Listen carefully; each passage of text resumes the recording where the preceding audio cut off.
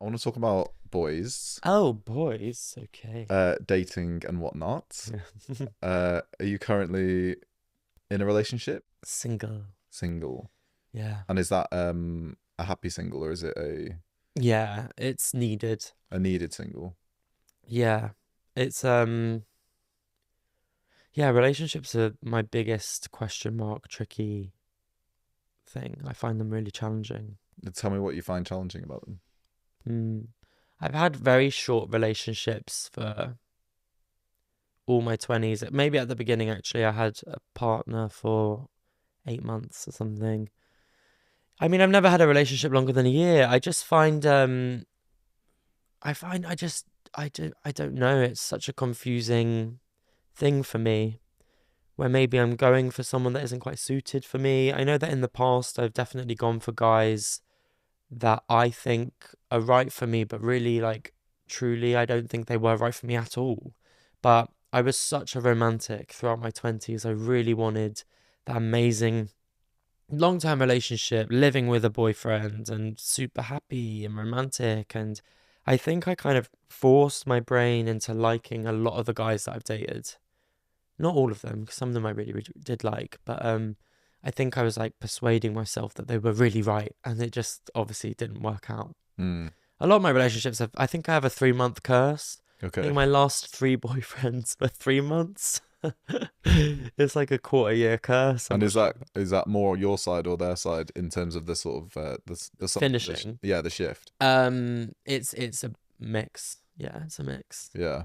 It's also difficult. I think that like I talked to some of my mates about the loving, and this is like a definite like a gay thing, is that we do really well independently. 100%. I think I was saying this like to my therapist. I was like, I'm so much better on my own. I'm so much more confident, Mm, independent, you know, positive, happy. And then in relationships, I tend to just crumble a little bit and get mm. insecure and paranoid. Like there's a clarity to singleness. Yeah. And Yeah. I still kind of do believe that. Maybe I haven't met the right guy yet, but I am so much more confident and myself when I'm on my own. Yeah. And I love doing things on my own.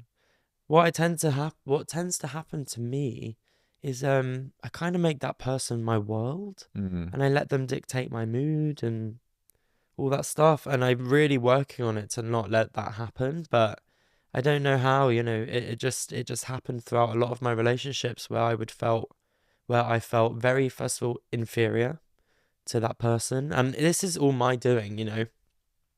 Um yeah, I would feel like kind of less than and not good enough always, rather than being like, no, they should be like proud to be with me too. I'd never think like that. have you ever been obsessed with somebody? Um, what, like baby reindeer obsessed? Maybe not to that extent, but you know, like what you're saying is it sounds like you're the, if we're like breaking it down into the attachment styles of people, you're the one that kind of, Anxious. yeah, maybe I'm Yeah, not no, gonna I know I put am. words in your mouth, but No, like, no, and anxious then that person attachment. tends to put the other person on a pedestal. Yes, absolutely. I think it takes me a long time to get over some of my partners. It's taken me like up to a year, Really? Wow. and that's thinking about them like a lot, and it's hard to let go, and it's quite sad. I find it really sad, and that again kind of, I don't want to be too negative, but it puts me off being getting in a relationship really, because it's like, if it does end, do I have to go through this heartbreak again? Like, Yeah. yeah, Have you ever done long distance? no, No, so it's always been like local people. yeah. Yeah. I did. I flew to Canada once to date a guy, which was crazy because I'd never met him. We spent a week together and we decided we were going to be boyfriends. And then a few days later, once I moved home, we like split up because we're like, this isn't going to work. Right. Sounds like a great week though. It was so much fun. Yeah. How did you meet him? Instagram. Oh, really? Yeah. And you just liked what you saw, so you were Just like, got there we go. chatting and then we FaceTimed. Then he was like, why don't you come to Montreal? And I was like, yeah, all right. I think I was like 24. That's really exciting though. I bet that was a really fun trip. Yeah, it was super fun.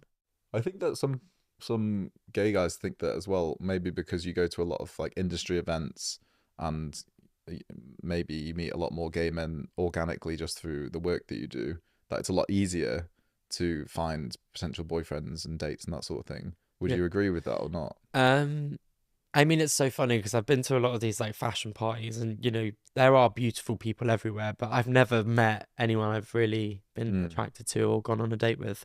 And also, I feel like everyone's mind is kind of there to kind of work a little bit. Yeah. It's not as whereas if you're going out to a club, I feel like there is a different energy. Yeah. But at these kind of industry events, it's not so, I want to say, appropriate to be fishing out the hot one to date. Yeah. You know? No, it's so true that you're kind of like on in terms of like a Yeah, working environment. yeah.